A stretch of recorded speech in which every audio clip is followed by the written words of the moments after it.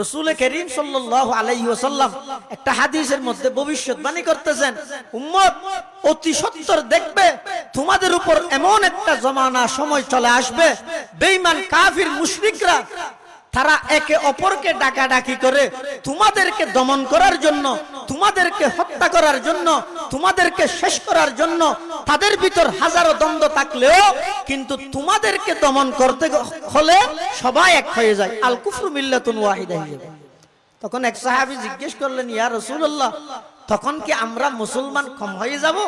আল্লাহ রাসূল বললেন, না, এখন কি তোমরা মুসলমান আছো? এখন তো মাত্র 16 লক্ষ মুসলমান। তখন তৎকালীন সময়ে দেখবে লক্ষ না, কোটি না, শত কোটি না, কোটি কোটি মুসলমান থাকবে, কিন্তু কাজ হবে কি রকম? আমাদের চট্টগ্রামের ভাষায় একটা কথা বলে, নামের মধ্যে 7-8 ভাই আছে কিন্তু কাজের মধ্যে একজনও নাই। আমরা গণার দিক থেকে আমাদের এই দেশে বলেন, আপনি এই দেশে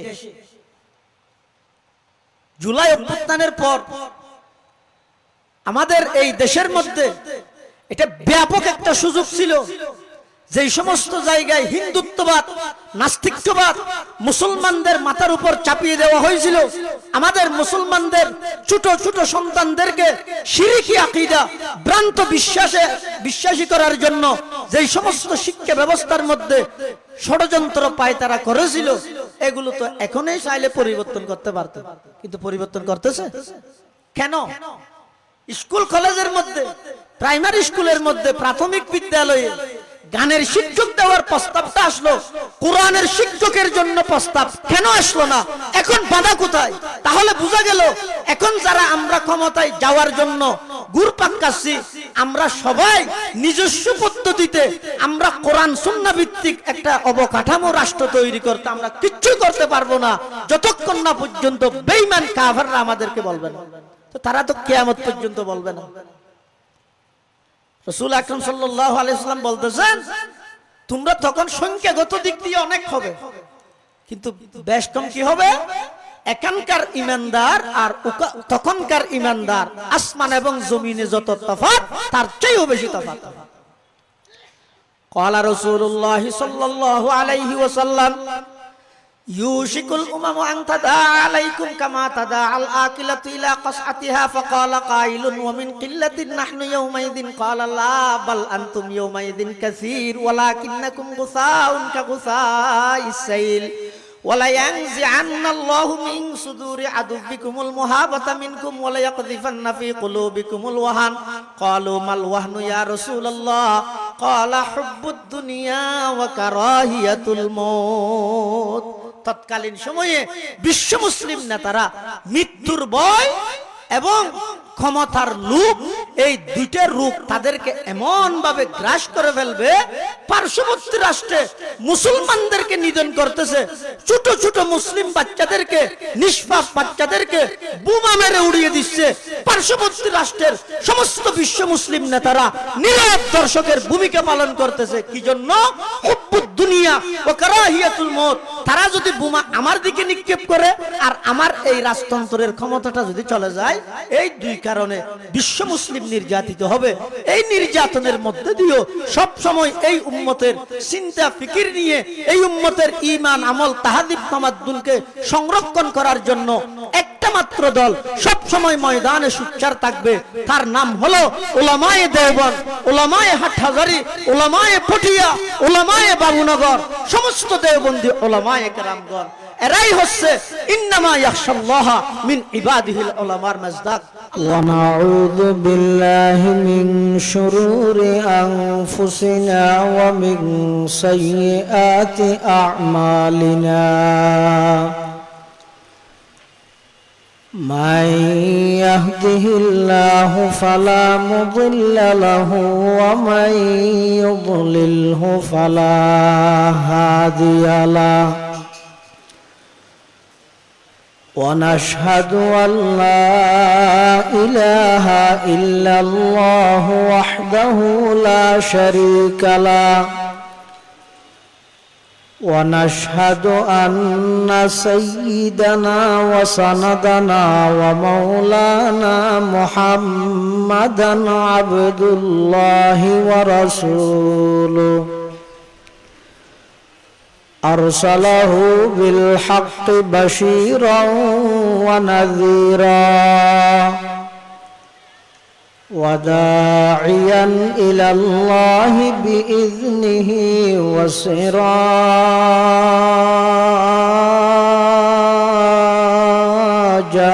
منيرا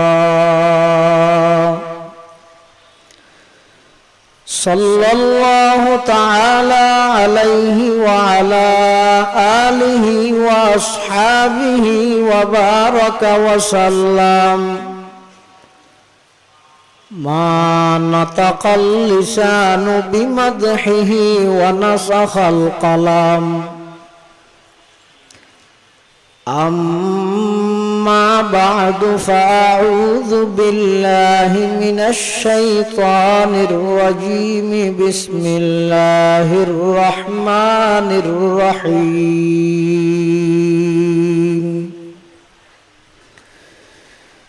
إنما يخشى الله من عباده العلماء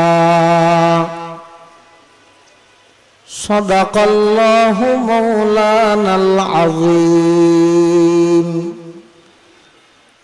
وقال سيدنا رسول الله صلى الله عليه وسلم من طلب العلم ليجاري به العلماء أو ليماري به السفهاء أو يصرف به وجوه الناس إليه أدخله الله النار أو كما قال النبي عليه الصلاة والسلام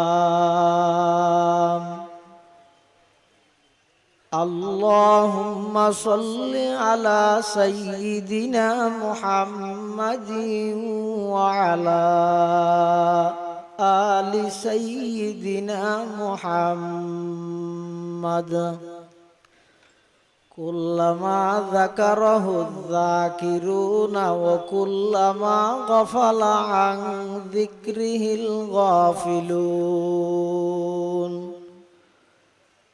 سبحانك لا علم لنا إلا ما علمتنا إنك أنت العليم الحكيم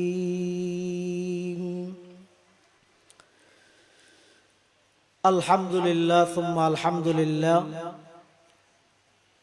মহান আল্লাহ পাক রব্বুল আলামিনের শাহী দরবারে আমরা সকলেই শুকরিয়া আদায় করি। দক্ষিণ চট্টলার ঐতিহ্যবাহী দাওয়াতি দ্বীনি সেবামূলক সংগঠন আল আমিন সংস্থার ব্যবস্থাপনায় আয়োজিত 3 দিন ব্যাপী তাফসীরুল কোরআন মাহফিলের দ্বিতীয় দিবসের দ্বিতীয় অধিবেশন সালাতুল আসর অর্থাৎ আসরের নামাজ আদায় করে আমাদের সকলকে আজকের এই প্রোগ্রাম দ্বীনি মজলিসে উপস্থিত হওয়ার জন্য আল্লাহ পাক তৌফিক দান করেছেন। আমরা সকলেই আল্লাহর দরবারে কালিমাতুশ শুকর আদায় করি আলহামদুলিল্লাহ। দেশের শীর্ষস্থানীয় হযরত উলামায়ে কেরামগণ মূল্যবান আলোচনা বয়ান পেশ করবেন। আমরাও এখানে উপস্থিত হই বড়দের সোহবত বড়দের সান্নিধ্য অর্জন করার জন্য, বয়ান করার জন্য নয়। এরপরেও বড়দের পক্ষ থেকে আমাকে নির্দেশ দেওয়া হয়েছে, সেজন্য আমি আল আমরু ফাওকাল আদব হিসেবে নির্দেশ পালনার্থে অল্প সময়ের জন্য আপনাদের সামনে উপস্থিত হয়েছে। কোরআনে মাজিদের একটি আয়াতের কিছু অংশ আপনাদের সামনে আমি তেলাওয়াত করেছি।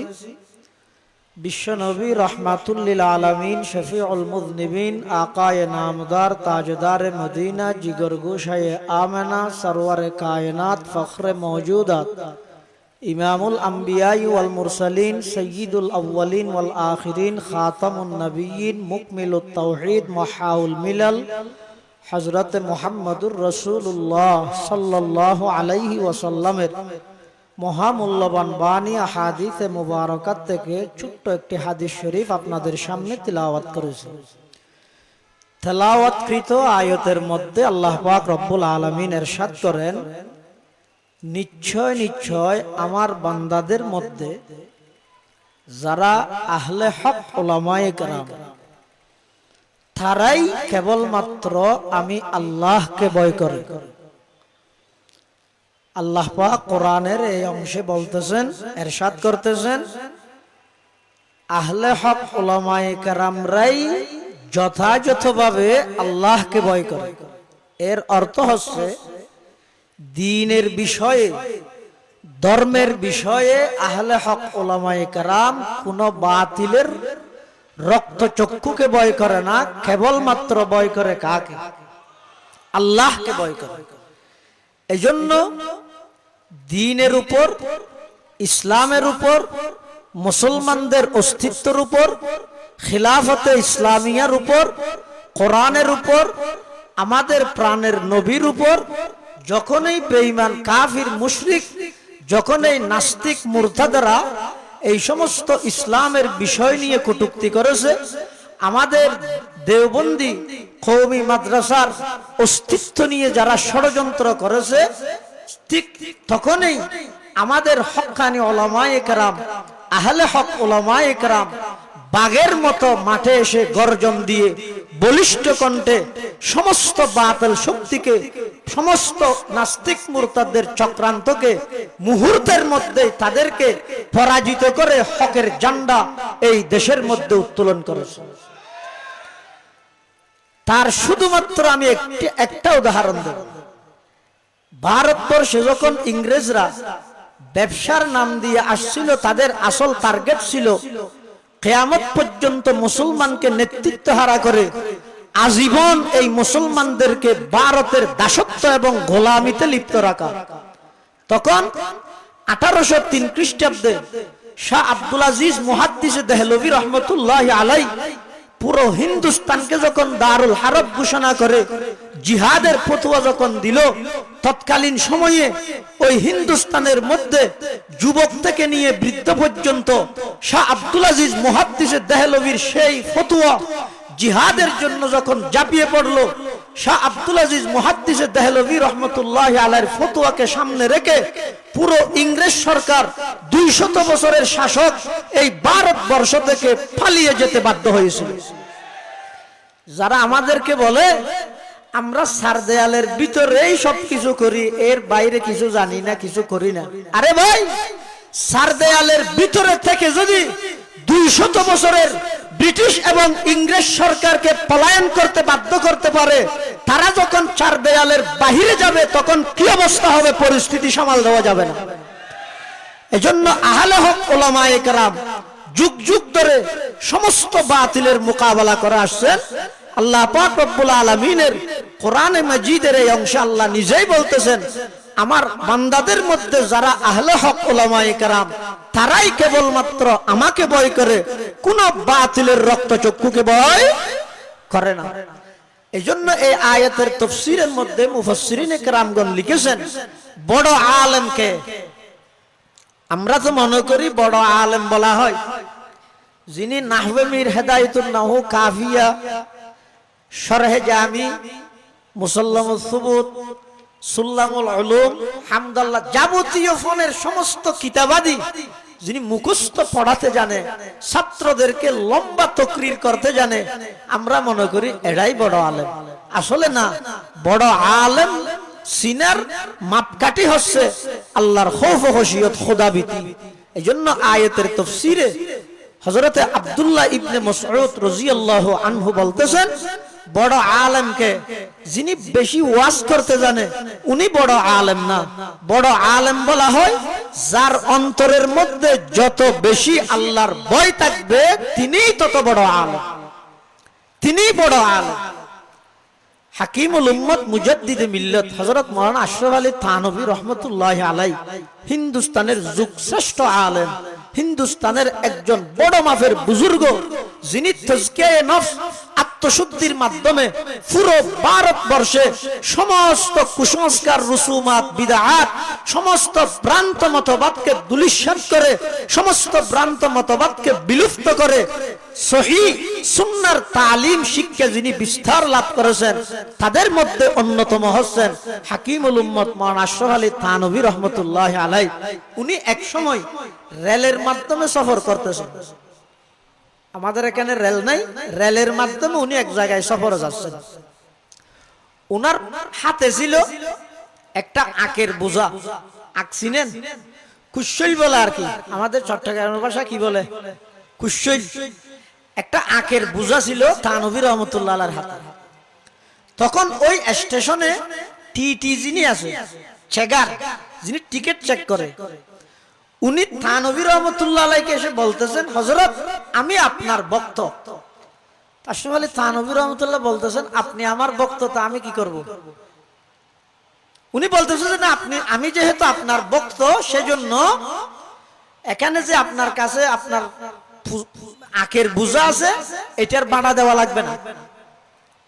তৎকালীন সরকারি ভাবে নিয়ম হলো, মানুষের যেভাবে রেলের ভাড়া দিতে হয়, টিকিট নিতে হয়, যদি প্রয়োজনের চেয়েও বেশি যদি কি থাকে, তার সাথে সামান থাকে, তখন ওই সামানের ভাড়াও দিতে হয়। থানভী রহমতুল্লাহ আলাইহিকে ওই ম্যানেজার বলতেছে, আমি যেহেতু আপনার ভক্ত, সুতরাং আপনাকে এই জিনিসের ভাড়া দিতে হবে না। তখন থানভী রহমতুল্লাহ উনি কত বড় আলেম, আল্লাহর ভয় অন্তরের মধ্যে কিভাবে সে লালন করে দেখেন। থানভী রহমতুল্লাহ আলাইহি ম্যানেজারকে বলতেছে, ভাই আমি তো এর পরের স্টেশনে যাব, তুমি আমার থেকে ভাড়া নিলে না, ভালো কথা, তো এর পরের স্টেশনে যিনি থাকবে চেকার, উনি তো আমার কাছ থেকে কি নিবে? ভাড়া নিবে। তখন ওই ম্যানেজার বলতেছে, হযরত আমি তাকে ফোন করে বলে দেব যেন আপনার থেকে ভাড়া না আনে। থানভী রহমতুল্লাহ আলাইহি বলতেছেন, আমি তো এর পরে আরেকটা স্টেশন আছে, যে ওই স্টেশনে যাব। তো ওই ম্যানেজার বলতেছে, আমি তাকে ফোন করে বলে দেব এর পরের স্টেশনে যিনি চেকার থাকবে, ম্যানেজার থাকবে, তাকে যেন ফোন করে বলে দে আপনার থেকে ভাড়া না নিতে। থানভী রহমতুল্লাহ আলাইহি বলতেছেন, আমি তো এর পরে আরেকটা স্টেশন আছে, ওখানে যাব। উনি বলতেছে, এর পরে তার স্টেশন নাই, দ্বিতীয় স্টেশনে গিয়ে রেল বন্ধ হয়ে যাবে, ওখানে আর যাবে না, ওখানে আর যাওয়ার জায়গা নেই, রাস্তা নাই, ওইটাই আমাদের শেষ স্টেশন। হাকিমুল উম্মত আশরাফ আলী থানভী রাহমাতুল্লাহ আলাইহি বলতেছে, হে ভাই, তুমি স্টেশন মনে করো শুধু রেলের স্টেশনকে, আমি এরপরে আরো একটা স্টেশনে যাব, এটা রেলওয়ে স্টেশন নয়, এটা হচ্ছে আমার পরকালের প্রথম স্টেশন। খবর, তুমি কি ওখানে ফোন করতে পারবে? ওই ব্যক্তি একেবারে চুপ হয়ে গেল, ওখানে ফোন করতে পারবে? উনি বলতেছে, হযরত ফেরেশতারা কি মোবাইল ব্যবহার করে, আমি ফোন কিভাবে করব? তখন বলতেছে, তুমি এক্ষুনি আমার থেকে এই জিনিসের ভাড়া নিয়ে নাও। দেখলেন আল্লাহর ভয়, খোদা ভীতি, তাকওয়া কাকে বলে? আজকে আমরা যেভাবে ভারতকে ভয় করি, আমেরিকাকে ভয় করি, যেভাবে ইসরায়েলকে ভয় করি, সারা পৃথিবীর মধ্যে আপনি দেখেন মুসলমান মাত্র 80 লক্ষ ইহুদির হাতে এমন ভাবে জিম্মি হয়ে গেছি আমরা, এমন ভাবে আমরা তাদের হাতে বন্দী হয়ে গেছি। বিশ্ব মুসলিম নেতারা বাহ্যিক দৃষ্টিকোণ থেকে যদিও বা সেই ইসরায়েলের সন্ত্রাসী নেতানিয়াহুকে নিন্দা জানায়, গত জাতিসংঘের অধিবেশনে সে বলেছে, বিশ্ব মুসলিম নেতারা আমাকে বাহ্যিক দৃষ্টিতে যদিও বা নিন্দা জানায়, ভিতরে ভিতরে আমাকে তারাও থ্যাংক ইউ দেয়। কারণ কি? এর কারণ হচ্ছে আমরা সকলেই ফুরসানুন নাহার হতে প্রস্তুত, রহবানুল লাইল হতে আমরা প্রস্তুত নয়। আমরা মাঠে ময়দানে আন্দোলন করতে প্রস্তুত, মিছিল দিতে বললে, আন্দোলন করতে বললে তখন আর কোন মুরব্বীর দিক নির্দেশনা আমাদের লাগে না, কোন মুরব্বীকে মানা, কোন উস্তাদের কথা মানা আমাদের জেহেন, আমাদের মানসিকতার মধ্যে সেগুলো থাকে না। মিছিল করতে বললেই রাস্তায় নেমে মিছিল করি, আন্দোলন করতে বললেই আমার আন্দোলনটা কার পক্ষে যাচ্ছে, কার বিপক্ষে যাচ্ছে। আমি 1866 খ্রিস্টাব্দে প্রতিষ্ঠিত হুজ্জতুল ইসলাম কাসেম নানতবী রহমতুল্লাহ আলাইহির এই ফুটন্ত ইখলাসপূর্ণ বাগানের মধ্যে আমি জ্ঞান অন্বেষণ করে, আমি যাদের কাছ থেকে ইলম অন্বেষণ করতেছি, যাদের কাছ থেকে বুখারী শরীফের দর্স আমি হাসিল করতেছি, মুসলিম শরীফ পড়তেছি, তিরমিজি শরীফ পড়তেছি, আবু দাউদ শরীফ পড়তেছি, একেবারে নুরানি কায়দা থেকে নিয়ে বুখারী শরীফ পর্যন্ত যেই সমস্ত মহামনীষীর কাছে সামনে দুই জানু হয়ে বসে যাদের কাছ থেকে আমি শিখলাম, আবার সামান্য একটা বিষয়ে তাদের বিরুদ্ধে লেখালেখি করতো, আমার হাত কাঁপে না। কেন? আমরা ফুরসানুন নাহার, কোথায় গেল আমার রাত্রিকালীন ইবাদত? সাহাবায়ে কেরাম রিদওয়ানুল্লাহি আলাইহিম আজমাইন যতটা যুদ্ধে মুসলমানরা অংশগ্রহণ করেছে, সমস্ত যুদ্ধের মধ্যে, অধিকাংশ যুদ্ধের মধ্যে আপনি দেখেন মুসলমানরা সংখ্যাগত দিক দিয়ে একেবারে কম, সামান যুদ্ধের হাতিয়ার একেবারে কম। ইসলামের প্রথম যুদ্ধ বদরের যুদ্ধ আপনি দেখেন 17ই রমজান, মাত্র 313 জন মুসলমান, মাত্র তাদের কাছে ছিল 2টা ঘোড়া আর 8টা তলোয়ার। আপনি বলেন তো 8টা তলোয়ার যদি 313 জনকে ভাগ করে দেওয়া হয়, একজনের ভাগে তলোয়ার কয়টা পড়বে? বলেন কয়টা পড়বে? কিন্তু তলোয়ার 8টা হতে পারে, ঘোড়া 2টা হতে পারে, মুসলমান সংখ্যাগত দিক দিয়ে 313 হতে পারে।